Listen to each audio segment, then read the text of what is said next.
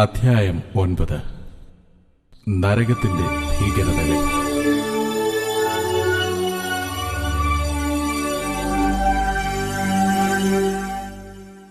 നരകത്തിന്റെ ഉദരത്തിലെ ഈ കാരാഗ്രഹ മുറിക്കുള്ളിലുള്ള ജനങ്ങൾ മറ്റിടങ്ങളിലുള്ള യാതനാസ്ഥലങ്ങളിൽ നിന്നും വ്യത്യസ്തരായിരുന്നു എന്ന് ഞാൻ മനസ്സിലാക്കുന്നു. എന്നാൽ വളരെ മനസ്സിലാകാത്ത കാര്യങ്ങളും ഉണ്ടായിരുന്നു. ഞാൻ യേശുവിനെ ശ്രദ്ധിച്ചു കേൾക്കുകയും കണ്ടതും കേട്ടതുമായ കാര്യങ്ങളെ ദൈവത്തിന്റെ മഹത്വത്തിനായി എഴുതി സൂക്ഷിക്കുകയും ചെയ്തു. എനിക്ക് കാണുവാൻ കഴിഞ്ഞതുപോലെ കാരാഗ്രഹമുറികൾ അകലമില്ലാത്ത വൃത്താകാരം പോലെയായിരുന്നു. ഇങ്ങനെ ഓരോ മുറിയിലും ഓരോ ആത്മാവുണ്ടായിരുന്നു. ഞങ്ങൾ ഈ സെല്ലുകളെ കടന്നു പോകുമ്പോൾ വിലാപവും മുറവിളിയും ഏങ്ങലടിയും ഞരക്കവും അവയിൽ നിന്ന് പുറപ്പെടുന്നു. അധികം മുന്നോട്ടു പോകുന്നതിനു മുൻപ് യേശു ഒരു കാരാഗ്രഹമുറിയുടെ മുൻപിൽ നിന്നു. ഞങ്ങൾ അകത്തേക്ക് നോക്കിയപ്പോൾ ഒരു പ്രകാശമുളവായി. യേശു സൃഷ്ടിച്ച പ്രകാശമായിരുന്നു അത്. ഞാൻ നിന്ന് വളരെ യാതനയിലിരിക്കുന്ന ഒരു ആത്മാവിനെ നോക്കി. അത് നീലയും ചെമ്പിച്ചതുമായ നിറമുള്ള വേറൊരു സ്ത്രീയായിരുന്നു. അവരുടെ ശരീരം മരിച്ചതായിരുന്നു. ചീഞ്ഞളിഞ്ഞ ഭാഗങ്ങൾ എല്ലിൽ നിന്നും വീണുകൊണ്ടിരുന്നു. അവളുടെ അസ്ഥികളെല്ലാം വെന്ത് കറുത്തിരുണ്ടിരുന്നു. അവളുടെ മേൽ ജീർണിച്ച ചെറിയ തുണിക്കഷ്ണങ്ങൾ ഉണ്ടായിരുന്നു. അവളുടെ അസ്ഥിമേലും മാംസത്തിന്മേലും പുഴുക്കൾ ഇഴഞ്ഞുകൊണ്ടിരുന്നു. ആ കാരാഗ്രഹമുറിയിൽ ദുഷിച്ച നാറ്റം നിറഞ്ഞിരുന്നു. നേരത്തെ ഉണ്ടായിരുന്ന സ്ത്രീയെപ്പോലെ ഇവളും ആടുന്ന കസേരയിലിരുന്നു. അവൾ ജീർണിച്ച പാവ കയ്യിൽ പിടിച്ചിരുന്നു. കസേരയിൽ ഊഞ്ഞാലാടുമ്പോൾ അവളുടെ പാവയെ നെഞ്ചോട് ചേർത്ത് പിടിച്ചു കരഞ്ഞു. വലിയ തേങ്ങിക്കരച്ചിൽ അവളുടെ ശരീരത്തെ കുലുക്കി. മുറവിളികൾ മുറിയിൽ നിന്നുയർന്നു. യേശു അവളെക്കുറിച്ച് ഇങ്ങനെ പറഞ്ഞു: അവളും സാത്താന്റെ ഒരു ശുശ്രൂഷക്കാരത്തിയായിരുന്നു. അവൾ ജീവിച്ചിരുന്നപ്പോൾ എല്ലാ ദുഷ്ടപ്രവൃത്തിയും ചെയ്തു. മന്ത്രവാദം ഒരു യാഥാർത്ഥ്യമാണെന്ന് യേശു എന്നോട് പറഞ്ഞു. ആ സ്ത്രീ മന്ത്രവാദം പഠിപ്പിക്കുകയും പ്രാവർത്തികമാക്കുകയും അനേകരെ പാപത്തിന്റെ വഴിയിലേക്ക് നയിക്കുകയും ചെയ്തു. മന്ത്രവാദം പഠിപ്പിക്കുന്നവർക്ക് അത് പ്രാവർത്തികമാക്കുന്നവരെക്കാൾ കൂടുതൽ സാത്താന്യ ശക്തിയും സാത്താന്യ കരുതലും ലഭിക്കുന്നു. അവൾ ഒരു വെളിച്ചപ്പാടുത്തിയും ജ്യോതിഷികയും സാത്താന്റെ ഒരു മാധ്യമവുമായിരുന്നു. അവൾ ചെയ്ത എല്ലാ ദുഷ്പ്രവൃത്തിക്കും സാത്താനിൽ നിന്നും വലിയ പ്രീതി ലഭിക്കുവാൻ കാരണമായി. അന്ധകാരശക്തികളെ അവൾക്കു വേണ്ടിയും സാത്താനു വേണ്ടിയും എങ്ങനെ ഉപയോഗിക്കാമെന്ന് അവൾക്കറിയാമായിരുന്നു. അവൾ സാത്താന്യ ആരാധനയിൽ പോവുകയും സാത്താനെ പുകഴ്ത്തിയും പോന്നു. അവൾ പിശാചിന് ഒരു ശക്തയായ സ്ത്രീയായിരുന്നു. അവൾ സാത്താനു വേണ്ടി എത്രയോ പേരെ വഷളാക്കി എന്നതിൽ ഞാൻ ആശ്ചര്യപ്പെട്ടു. ഈ അസ്ഥിപഞ്ജരമായ ആത്മാവ് ഒരു ജീർണിച്ച പാവയ്ക്ക് വേണ്ടി, ജീർണിച്ച തുണിക്കഷ്ണത്തിനു വേണ്ടി കരയുന്നത് ഞാൻ നോക്കി നിന്നു. എന്റെ ഹൃദയത്തിൽ ദുഃഖം നിറഞ്ഞു, കണ്ണിൽ കണ്ണുനീർ നിറഞ്ഞു. അവൾ അവളുടെ ജീർണിച്ച പാവ അവളെ സഹായിക്കുമെന്നോ അല്ലെങ്കിൽ അവൾ പാവയെ സഹായിക്കുമെന്നോ വിചാരിച്ച് അതിനെ മുറുക്കെ പിടിച്ചു. ആ സ്ഥലത്ത് മരണത്തിന്റെ ഗന്ധം നിറഞ്ഞു. മറ്റേ സ്ത്രീയെപ്പോലെ അവളിലും മാറ്റം ആരംഭിച്ചു. ആദ്യം അവൾ 1930 ഒരു വൃദ്ധ സ്ത്രീയായിരുന്നു. പിന്നീട് ഇന്നത്തെ ഒരു യുവതിയായി തീർന്നു. ഓരോ സമയം കഴിയുന്തോറും അത്ഭുതകരമായ രൂപാന്തരം ഞങ്ങളുടെ മുൻപിൽ വെച്ച് അവൾക്കുണ്ടായി. യേശു ഇപ്രകാരം പറഞ്ഞു: ആ സ്ത്രീ സാത്താന് തത്തുല്യമായ ഒരു പ്രസംഗികയായിരുന്നു. യഥാർത്ഥമായ സത്യസുവിശേഷം പ്രസംഗിക്കുന്നതുപോലെ സാത്താനും വ്യാജമായ ശുശ്രൂഷകരുണ്ട്. അവൾക്ക് അത്യധികമായ സാത്താന്യ ശക്തി ഉണ്ടായിരുന്നു. അത് ലഭിക്കുവാനായി അവളുടെ പ്രാണനെ അവൾ വിൽക്കേണ്ടിയിരുന്നു. സാത്താന്റെ കൃപകൾ യേശു വിശ്വാസികൾക്ക് നൽകുന്ന ആത്മീയ കൃപകളാകുന്ന നാണയത്തിന്റെ മറുവശമാണ്. അത് അന്ധകാരത്തിന്റെ ശക്തിയാണ്. സാത്താന്റെ വേലക്കാർ മന്ത്രവാദികളായും ക്ഷുദ്രക്കാരായും കൈനോട്ടക്കാരായും മറ്റു പല രീതികളിലും പ്രവർത്തിക്കുന്നു. സാത്താന്റെ മാധ്യമം സാത്താന്റെ ശക്തിയേറിയ ഒരു പ്രവർത്തകനായിരിക്കും. ഈ വ്യക്തികൾ പൂർണ്ണമായും സാത്താനാൽ വഞ്ചിക്കപ്പെട്ടവരും സാത്താന് തന്നെത്താൻ വിൽക്കപ്പെട്ടവരുമായിരിക്കും. ചില അന്ധകാരത്തിന്റെ പ്രവർത്തകർക്ക് അവരുടെ മാധ്യമം അവർക്ക് വേണ്ടി സംസാരിക്കുന്നില്ലെങ്കിൽ സാത്താനോട് സംസാരിക്കുവാൻ കഴിയുകയില്ല. അവർ നരബലികളും മൃഗബലികളും സാത്താൻ അർപ്പിക്കണം. അനേകരും തങ്ങളുടെ ജീവനെ സാത്താനു വേണ്ടി കൊടുക്കുന്നു. എനിക്ക് പകരമായി അവർ സാത്താനെ സേവിക്കുന്നു.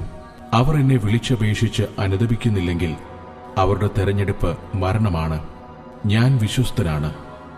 ഞാൻ അവരെ അവരുടെ പാപങ്ങളിൽ നിന്നും രക്ഷിക്കും. അനേകർ അവർ എന്നേക്കും ജീവിച്ചിരിക്കും എന്നുള്ള ചിന്തയിൽ അവരുടെ പ്രാണനെ സാത്താന് വിൽക്കാറുണ്ട്. എന്നാൽ അവർ ഒരു ഭീകര മരണം വരിക്കും. സാത്താൻ ദൈവത്തെ മറിച്ചു കളയാമെന്നും ദൈവത്തിന്റെ പദ്ധതികളെ തടയാമെന്നും ഇപ്പോഴും ചിന്തിക്കുന്നു. എന്നാൽ അവൻ ക്രൂശിൽ തോൽപ്പിക്കപ്പെട്ടവനാണ്. ഞാൻ സാത്താനിൽ നിന്ന് എല്ലാ താക്കോലും എടുത്തു.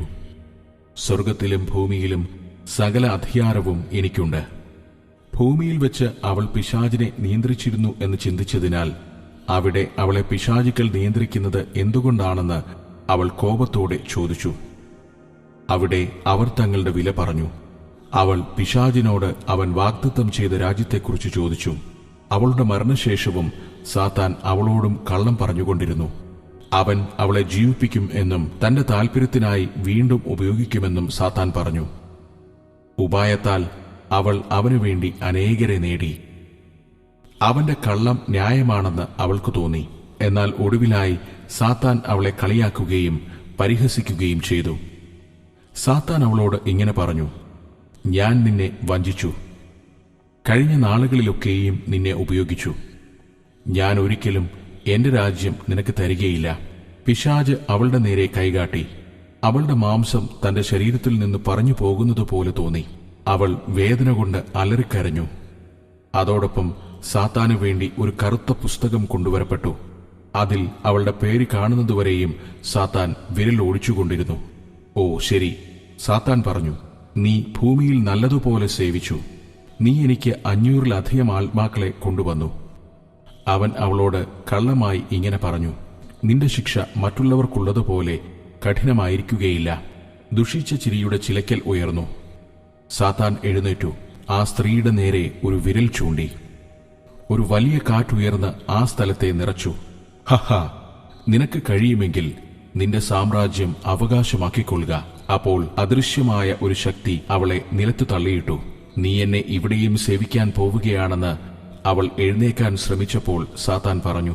അവളുടെ മാംസം അസ്ഥിയിൽ നിന്ന് പിശാചുക്കളാൽ പറിച്ചുമാറ്റിയ വേദന കൊണ്ട് അവൾ കരഞ്ഞ് മുറയിട്ടു. അവളെ വലിച്ചിഴച്ച് വീണ്ടും കാരാഗൃഹമുറിയിലേക്ക് കൊണ്ടുവന്നു. അവൾ സാത്താന്റെ വാഗ്ദത്തങ്ങൾ ഓർത്തു. അവൾക്ക് എല്ലാ ശക്തിയും അധികാരവും ഉണ്ടായിരിക്കുമെന്നും ഒരിക്കലും മരിക്കുകയില്ലെന്നും അവളോട് സാത്താൻ പറഞ്ഞു. സാത്താൻ മരണത്തിന്മേലും ജീവന്മേലും അധികാരമുണ്ടെന്ന് അവൻ പറഞ്ഞു. അത് അവൾ വിശ്വസിച്ചു. അവളെ കൊല്ലാൻ കഴിയുന്ന ഏത് ശക്തിയെയും സാത്താന് തടയാൻ കഴിയുമെന്നും അനേകം കള്ളങ്ങളും അനേകം വാഗ്ദത്തങ്ങളും അവളോട് പറഞ്ഞു. യേശു കർത്താവ് ഇപ്രകാരം പറഞ്ഞു: ഞാൻ എല്ലാവരെയും രക്ഷിപ്പാൻ വന്നു. നഷ്ടപ്പെട്ട എല്ലാവരും അനുദപിച്ച് എന്റെ നാമത്തെ വിളിച്ചപേക്ഷിക്കുവാൻ ഞാൻ ആഗ്രഹിക്കുന്നു. ആരും നശിച്ചു പോവുക എന്നത് എന്റെ ഇഷ്ടമല്ല, എന്നാൽ എല്ലാവരും നിത്യജീവൻ പ്രാപിക്കണം. അനേകരും തങ്ങളുടെ മരണത്തിനു മുൻപ് തങ്ങളുടെ പാപങ്ങളെക്കുറിച്ച് അനുദപിക്കുകയില്ലെന്നത് ദുഃഖകരമായ ഒരു കാര്യമാണ്. അവർ നരകത്തിലേക്ക് പോകും. സ്വർഗത്തിലേക്കുള്ള വഴി എല്ലാവർക്കും ഒന്നാണ്. സ്വർഗരാജ്യത്തിൽ കടക്കുവാൻ നിങ്ങൾ പുതുതായി ജനിക്കണം. എന്റെ നാമത്തിൽ നിങ്ങൾ പിതാവിന്റെ അടുക്കിലേക്ക് വരികയും പാപത്തെ ഓർത്ത് അനുദപിക്കുകയും വേണം. നിങ്ങളുടെ ഹൃദയം ഹൃദയംഗമമായി കർത്താവിന് സമർപ്പിച്ച് അവനെ സേവിക്കണം. യേശു വീണ്ടും തുടർന്നു: മകളെ, ഇനിയും ഞാൻ വെളിപ്പെടുത്താൻ പോകുന്ന കാര്യം വളരെ ഭയാനകമായതാണ്. അത് നിന്നെ ദുഃഖിപ്പിക്കുമെന്ന് ഞാൻ അറിയുന്നു. ആത്മാവ് സഭകളോട് പറയുന്നത് എന്തെന്ന് ഈ ലോകം കേൾക്കുവാനും ഞാൻ ആഗ്രഹിക്കുന്നു. നീ കാണുന്നതുപോലെ ഈ നരകമുറിയിൽ ആത്മാക്കൾ യാതനയിലാണ്. ഓരോ പ്രാവശ്യവും ഈ നരകമുറികൾ നിറയുമ്പോൾ കൂടുതൽ ആത്മാക്കളെ സ്വീകരിപ്പാനായി കാരാഗൃഹം തനിയെ വിസ്തൃതമായിക്കൊണ്ടിരിക്കുന്നു. നരകത്തിൽ നാം തികച്ചും ബോധവാന്മാരായിരിക്കും. നീ ഭൂമിയിൽ അന്ധനായിരുന്നെങ്കിൽ അവിടെയും അന്ധനായിരിക്കും. ഭൂമിയിൽ ഒരു കയ്യെ ഉണ്ടായിരുന്നുവെങ്കിൽ നരകത്തിലും അപ്രകാരമായിരിക്കും. നീ മാനസാന്തരപ്പെടണമെന്ന് നിർബന്ധമായി ഞാൻ പറയുന്നു. കാരണം നരകം ഭയങ്കരമായി ഭയപ്പെടുത്തുന്നതും അങ്ങേയറ്റം ദുഃഖകരവും നിത്യാനുതാപത്താൽ കരയുന്ന ഇടവുമാണ്. ഇത് സത്യമാകയാൽ ഇത് വിശ്വസിക്കുവാൻ ഞാൻ നിന്നോട് അപേക്ഷിക്കുന്നു. ഈ കാര്യം എഴുതുവാൻ എനിക്ക് വളരെ കഷ്ടത നേരിട്ടു. ഞാൻ ഇതെഴുതുമ്പോൾ പലപ്പോഴും രോഗിയായി. യാതനയുടെ വിലാപത്തെക്കാളും അഴുകിനാറുന്ന മനുഷ്യമാംസത്തിന്റെ ഗന്ധത്തെക്കാളും ആഴമേറിയ നരകത്തിന്റെ തീക്കുഴികളുടെ ഭയാനകതയെക്കാളും ഞെട്ടിപ്പിക്കുന്ന കാര്യങ്ങൾ ഞാൻ നരകത്തിൽ കണ്ടു. ദൈവം ഞാൻ എഴുതുവാൻ അനുവാദം തരാത്ത പല കാര്യങ്ങളും കണ്ടു. നിങ്ങൾ മരിക്കുമ്പോൾ നിങ്ങൾ വീണ്ടും ജനിച്ചവരെങ്കിൽ നിങ്ങളുടെ ആത്മാവ് സ്വർഗത്തിലേക്ക് പോകും. നിങ്ങൾ പാപിയെങ്കിൽ നിങ്ങൾ മരിക്കുമ്പോൾ വേഗം എരിയുന്ന നരകത്തിലേക്ക് പോകും.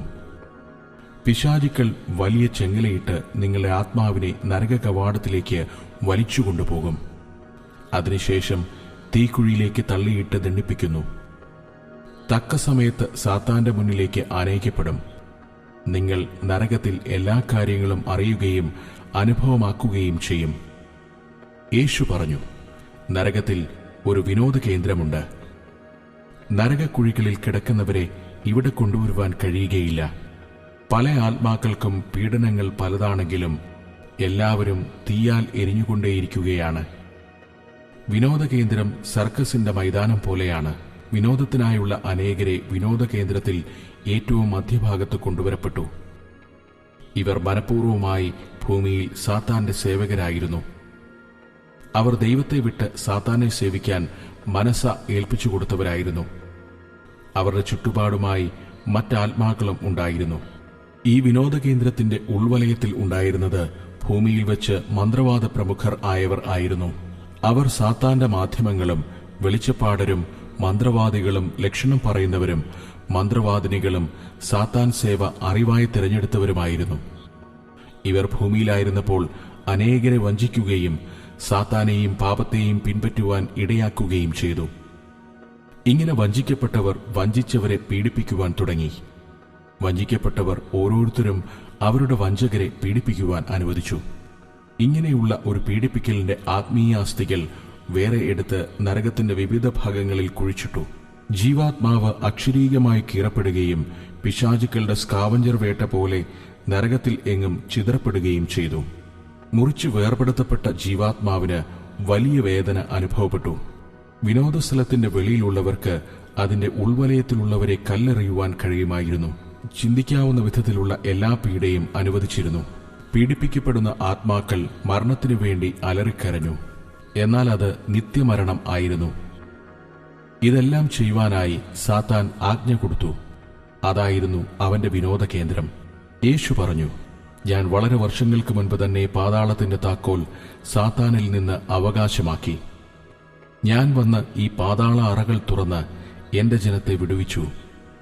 ഞാൻ ക്രൂശിൽ ജീവനെ നൽകുന്നതിനു മുൻപുള്ള പഴയ നിയമകാലത്ത് പർദീസ നരകത്തിന്റെ സമീപയായിരുന്നു. ഇപ്പോൾ അത് സാത്താൻ ഉപയോഗിക്കുന്നു. പ്രിയ കേൾവിക്കാരാ, നിത്യമായ വിരാമത്തിനു മുൻപ് നീ നിന്റെ പാപങ്ങളെ ഏറ്റുപറയുമോ? എല്ലാവരും ന്യായവിധിയിൽ എന്റെ മുൻപിൽ വെളിപ്പെടും.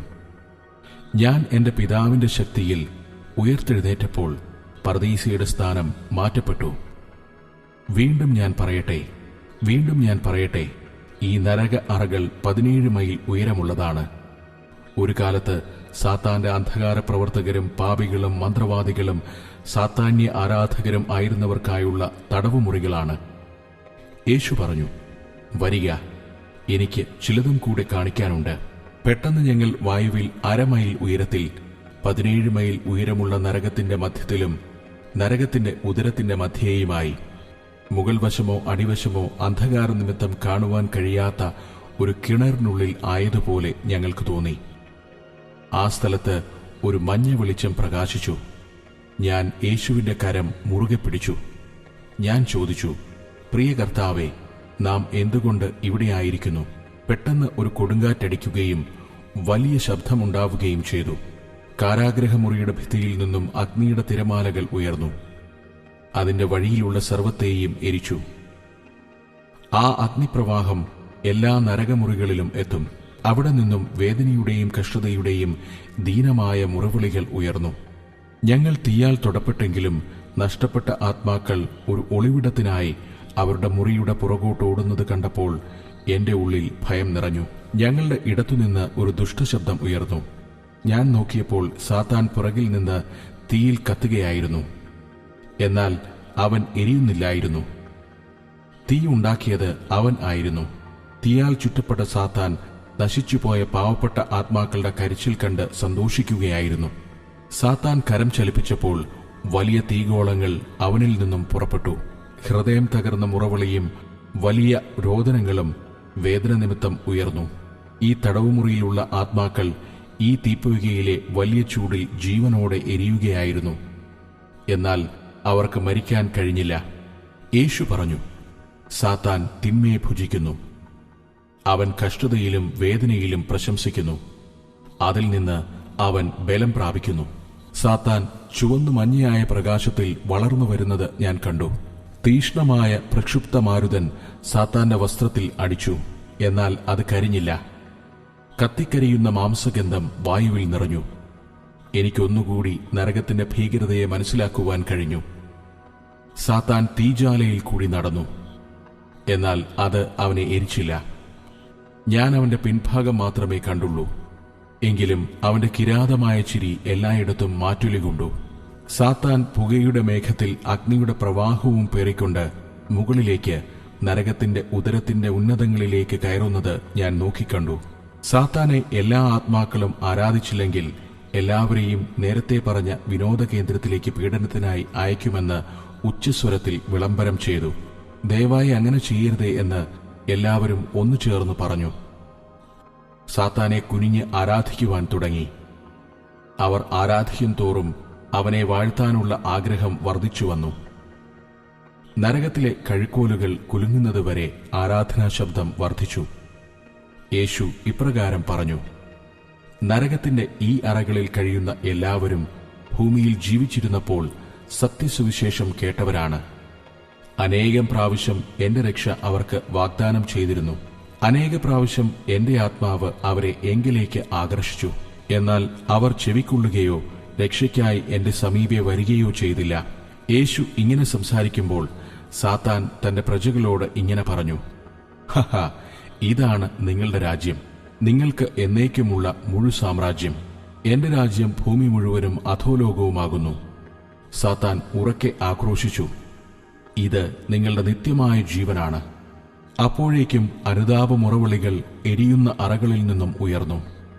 യേശു പറഞ്ഞു, എന്റെ രക്ഷ വില കൂടാത്തതാണ്. ആരിച്ഛിക്കുന്നുവോ അവനാണ് രക്ഷ അവകാശമാക്കുകയും ഈ നിത്യശിക്ഷാവിധിയിൽ നിന്ന് മോചനം കണ്ടെത്തുകയും ചെയ്യുന്നത്. ഞാൻ അവരെ ഉപേക്ഷിക്കുകയില്ല. നീ ഒരു ക്ഷുദ്രക്കാരിയോ മന്ത്രവാദിയോ സാത്താനുമായി ഉടമ്പടി ചെയ്ത ആളോ ആയിരുന്നാലും എന്റെ ശക്തി അതിനെ തകർക്കും. എന്റെ ചൊരിയപ്പെട്ട രക്തം നിന്നെ രക്ഷിക്കും. നിന്റെ ജീവിതത്തിന്റെ ദുഷിച്ച ശാപത്തെ എടുത്ത് നരകത്തിൽ നിന്ന് വീണ്ടെടുക്കും. എനിക്ക് നിന്റെ ഹൃദയം തരൂ. ഞാൻ നിന്റെ ചെങ്ങലകൾ അഴിച്ച് നിന്നെ സ്വതന്ത്രമാക്കട്ടെ.